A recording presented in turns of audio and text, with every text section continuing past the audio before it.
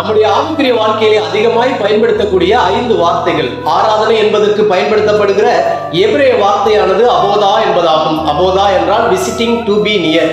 புதிய ஏற்பாட்டுக்கு வரும்பொழுது ஆராதனைக்கு பயன்படுத்தக்கூடிய கிரேக்க வார்த்தையானது லாட்சியா என்பதாகும்.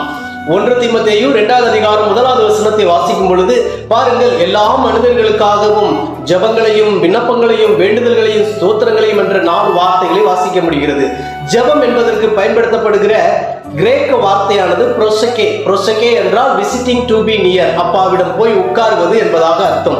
ஆண்டவருடைய சமூகத்திலே உட்கார்வது. அது மாத்திரமல்ல, பாருங்கள், அடுத்ததாக விண்ணப்பங்கள் என்பதற்கு பயன்படுத்தப்படுகிற கிரேக்க வார்த்தையானது டீசிஸ் என்பதாகும்.